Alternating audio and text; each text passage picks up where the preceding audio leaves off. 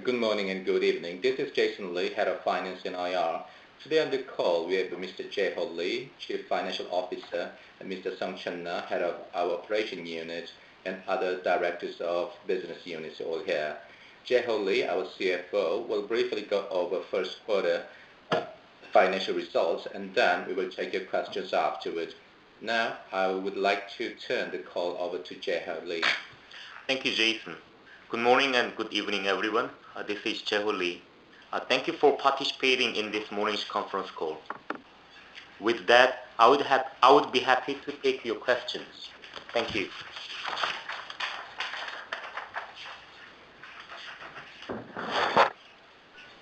Currently, three participants are waiting with their questions. The first question will be given by Alicia Yang from Citigroup. Please go ahead, ma'am. Hi, yes, I have two quick questions.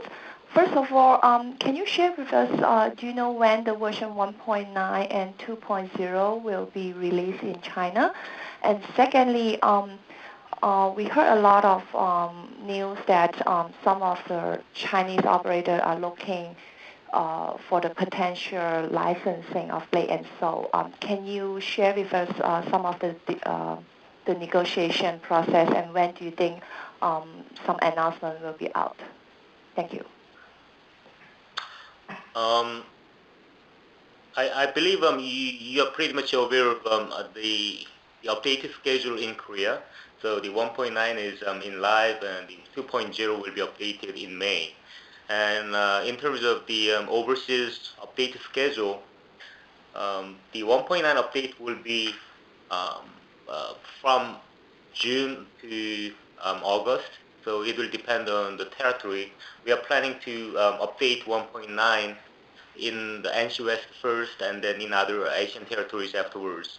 And as for the 2.0 update, it will be sometime in the fall. So we are looking for some time spent between September and October. And also, it's the same. We will probably begin to update it in the NC West and in the Asian countries afterwards.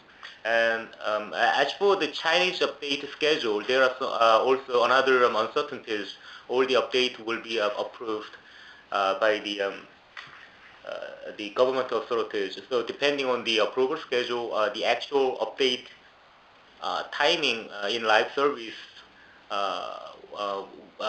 may be delayed a little bit, but I believe our licensee Shanda is going to make all the necessary efforts to bring in the update in time in the market. The following question is by Lee Jun-taek from Morgan Stanley. Please go ahead, sir. Thank you for the opportunity. So just two questions. The first one is about microtransaction business model. So during fourth quarter, I remember you introduced a microtransaction model in Lineage 1 that boosted the sales by 25 billion per quarter, and it doesn't really seem for me a one-off, because the first quarter also you delivered a solid results for Lineage 1 as well. So could you just elaborate more on the second quarter outlook for Lineage 1? Is it going to sustain at this level, or did you do something, some kind of one-off in first quarter as well? And the second question is the data on AION operation in US and Europe, how the peak concurrent user or the number of servers and how much accounts are currently in active stage. Thank you. Bye.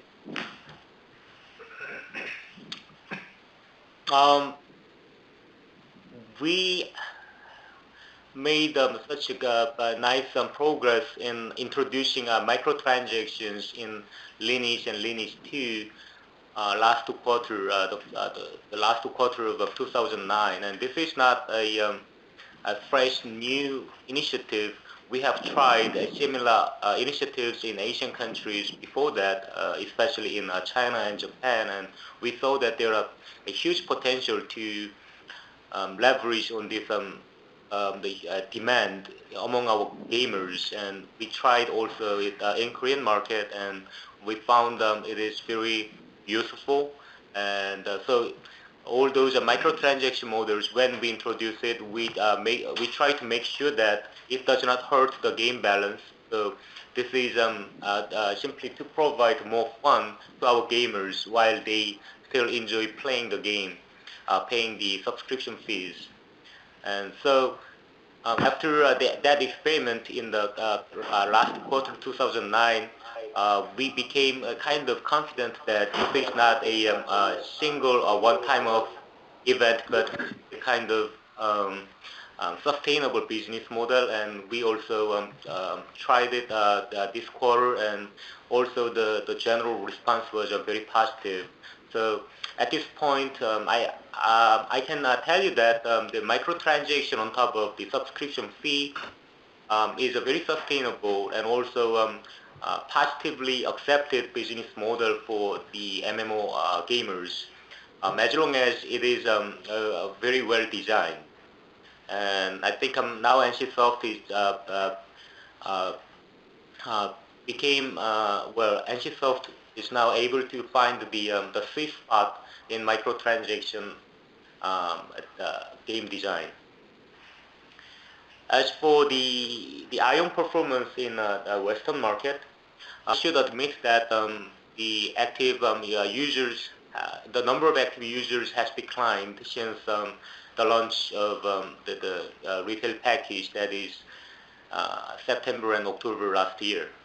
But I'm also very confident that at this point, NC West is able to maintain the current level of active users, and since we are expecting the 1.9 update soon, and also 2.0 in third quarter, I believe we'll be able to maintain the current level of active users, and probably we'll be able to also reactivate the dormant users, because we have a huge the amount of dormant users who are just waiting for the improvement in game design and the gameplay and also the new content, and we are going to provide those new changes and the new content with 1.9 and 2.0. So we'll be focusing on reactivating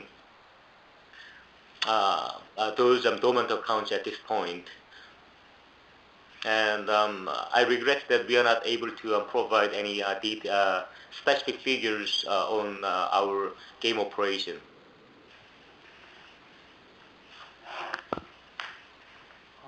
Just for Lineage 2 and AION, I remember that you guys are doing the white day events, some kind of a item transaction as well.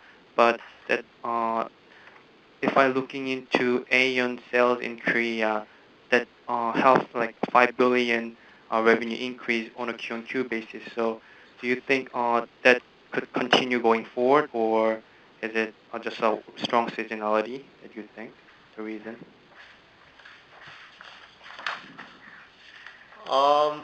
Unlike Lineage, the microtransactions in Lineage 2 and AION is not that significant at this point. So most of the revenue are still coming from the subscription revenue.